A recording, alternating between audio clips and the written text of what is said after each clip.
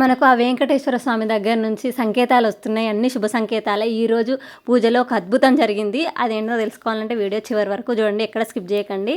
Welcome to అర్చన ముచ్చట్లు. నేనైతే సప్త శనివారాల పూజ చేసుకుంటున్నా. ఇది నా 5వ వారము. వీడియోలోకి వెళ్ళే ముందు నాదొక చిన్న రిక్వెస్ట్, మీరు కనుక మన ఛానల్ని చూడడం ఇదే ఫస్ట్ టైం అయితే ప్లీజ్ లైక్ చేయండి, షేర్ చేయండి, సబ్స్క్రైబ్ చేయడం మాత్రం అస్సలు మర్చిపోకండి. అండ్ నన్ను ఇన్స్టాగ్రామ్లో కూడా ఫాలో అవ్వండి. మీ సలహాలు, సూచనలు, డౌట్స్ ఏ ఉన్నా కామెంట్ సెక్షన్లో తప్పకుండా కామెంట్ చేయండి. మీ అందరికీ ముందుగానే తెలిసి ఉంటే ఈ సప్త శనివారాల పూజ ఎట్లా చేస్తామని అనేది పర్ఫెక్ట్గా మీకు అందరికీ తెలిసి ఉంటే నా కామెంట్ సెక్షన్లో కామెంట్ చేయండి. ఇది నేను చేసుకునే విధానము. ప్రతి ఒక్కరికి ఒక్కొక్క ప్రాసెస్ ఉంటుంది. ఏ పూజ చేసుకున్నా, ఏ నోము నోచుకున్నా, ఏ వ్రతం చేసినా, ఏదైనా సరే సో ఒక్కొక్కరు ఒక్కొక్కటి ఫాలో అవుతూ ఉంటారు. నేనైతే సింపుల్ ప్రాసెస్ ఎంచుకున్నా. ఫస్ట్ టైం నేను పూజ చేద్దామని వీడియోలు చూసినప్పుడు, మామూలుగా సెలబ్రిటీ వీడియోస్ చూస్తాం కదా, ఎక్కువ సెలబ్రిటీస్ చూసిన నేను వీడియోలు. వాళ్ళ వీడియోలు చూసినప్పుడు నాకు ఫస్ట్ భయం వేసింది. ఇన్ని హంగులు ఆర్భాటాలు కావాలన్నా పూజ చేయాలంటే, ఇన్ని రకాల ప్రసాదాలు చేయాలి, ఇట్లా అలంకరించాలి, బ్యాక్గ్రౌండ్ కూడా ఇంత బాగుండాలి, ప్రతిదీ ఇంత డీటెయిలింగ్గా ఉండాలన్నా అని నాకు ఫస్ట్ భయం వేసింది. నేను ఇంత లేట్గా పూజ మొదలు పెట్టడానికి కూడా కారణం అదే. నాకు భయం వేసింది ఆ హంగులు ఆర్భాటాలు చూసి.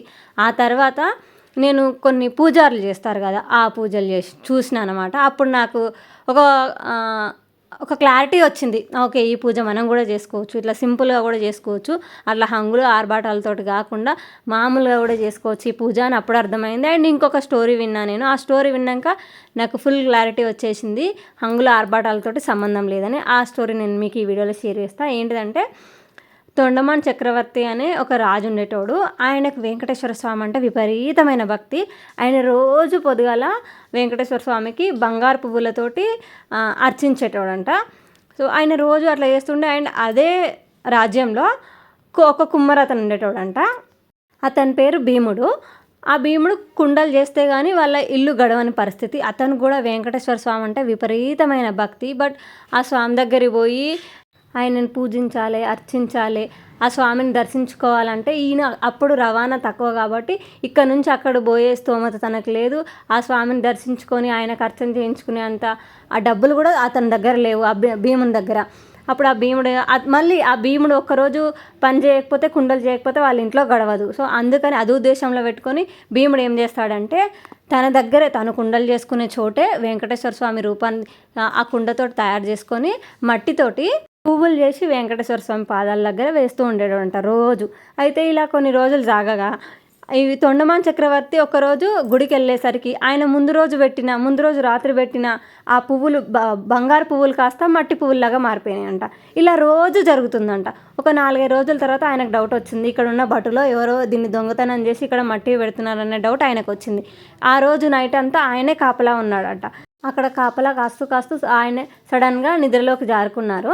ఆ నిద్రలో స్వప్నంలో వెంకటేశ్వర స్వామి స్వప్నంలో కనిపించి ఆ తొండమాన్ చక్రవర్తితోటి ఇట్లా చెప్పారంట, నీ బంగారు పువ్వులు ఎవ్వరు దొంగలించడం లేదు, నీ రాజ్యంలోనే కుమ్మరి భీముడు అనేవాడు ఉన్నాడు, అతనికి నేనంటే విపరీతమైన భక్తి, కానీ అతను నా దగ్గరికి వచ్చి నన్ను దర్శనం చేసుకొని నన్ను చూడాలంటే తన కుటుంబం గడవని పరిస్థితి తనది.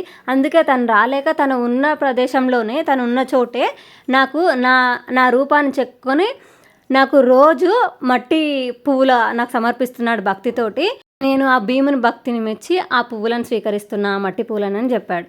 మరుసటి రోజు రాజుగారు అనుకున్నారు, ఎవరు ఇంత గొప్ప భక్తుడు ఎవరు? ఆ వెంకటేశ్వర స్వామి స్వయంగా ఆయన మట్టి పూలను స్వీకరిస్తున్నాడంటే ఈయన ఇంత గొప్పవాడు, నేను ఖచ్చితంగా చూడాలనుకొని కుమ్మర భీముని చూడడానికి బయలుదేరుతాడు రాజుగారు. అక్కడికి వెళ్ళేసరికి కుమ్మర భీముడు రోజులాగానే కుండలు చేసుకుంటూ ఒక్కొక్క మిగిలిన మట్టి ముద్దతోటి పువ్వు ఆకారంలో చేసి వెంకటేశ్వర స్వామికి సమర్పిస్తూ ఉంటాడు. అతన్ని చూశాక రాజుగారికి అర్థమవుతుంది, మన హంగులు ఆర్భాటాలు, నేను బంగారంతో చేసిన పువ్వులను పక్కకు పెట్టి స్వామివారు ఈ మట్టితో చేసిన ఈ పువ్వులను ఎందుకు స్వీకరిస్తున్నారు అనేది అర్థమవుతుంది. ఎందుకంటే భక్తి ముఖ్యము. మనం ఆయన కొద్దిగా గర్వం ఉండేది, నేను వెంకటేశ్వర స్వామికి భక్తితో బంగారు పువ్వులను సమర్పిస్తున్నా అని. ఆ గర్వం వల్ల వెంకటేశ్వర స్వామి ఇక్కడ ఈయనే నిష్కల్మషంగా నిండు మనసుతోటి మట్టి పూలను అర్పిస్తున్నాడు కదా, స్వామివారికి సమర్పిస్తున్నాడు కదా అని తనకు ఈ మట్టి పూలను స్వీకరించడంలో ఉన్న ఆంతర్యం అర్థమవుతుంది. తొండమాన్ చక్రవర్తి తన స్వప్నంలో వెంకటేశ్వర స్వామి కనిపించి తిన భక్తికి మెచ్చానని చెప్పాడని భీముడికి రాజుగారు చెప్తారు. తను అక్కడికి వచ్చిన తర్వాత వాళ్ళ కష్టాన్ని చూసి రాజుగారు ఆయనకు అన్ని సౌకర్యాలు కల్పిస్తారు. వాళ్ళు ఉన్నన్ని రోజులు వాళ్ళు సుఖ సంతోషాలతోటి అష్టైశ్వర్యాలతోటి ఉండేటట్టుగా రాజుగారు ఏర్పాటు చేస్తారు. వెంకటేశ్వర స్వామి ఒక వరం కూడా ఇస్తాడు ఆ కుమ్మరి భీముడికి. ఏంటిదంటే వెంకటేశ్వర స్వామికి ఏ నైవేద్యం పెట్టాలన్నా మట్టి పాత్రల్లో చేసిన వాటిలోనే ఆయనకు పెట్టాలని ఒక వరం ఇస్తాడనమాట ఆ కుమ్మరి భీమునికి. ఈ స్టోరీలో మోరల్ ఏంటిదంటే మనం వెండి దాంట్లో పెట్టినామా, బంగారు దాంట్లో పెట్టినామా, మట్టి దాంట్లో పెట్టినామా, మనకున్న దాంట్లో పెట్టినామా అన్నది కాదు. మన భక్తే దేవుడు చూస్తాడు ఫస్ట్. మన చిత్తశుద్ధి, మన మనసు అన్నీ దేవుని మీద లగ్నం చేసి మనం పూజ చేయించినామా లేదా, పూజ కూడా అవసరం లేదు, ఒక చిన్న మొక్కినామా లేదా అనేది మాత్రమే దేవుడు చూస్తాడు. సో ఈ స్టోరీ విన్నాకనే ఓకే మనం కూడా చేసుకోవచ్చు మనకు నచ్చినట్టుగా ఈ పూజ అని మనసులో సంకల్పించుకొని మర్నాడు నుంచి నేను ఈ పూజ మొదలుపెట్టిన. నేనైతే ఈ పూజ మొదలుపెట్టినప్పుడు ఏ కోరిక అయితే కోరుకున్నానో ఆ కోరిక ఖచ్చితంగా నెరవేరుతుందని వెంకటేశ్వర స్వామి సంకేతం పంపాడు. అది ఎలాగో నేను చెప్తా.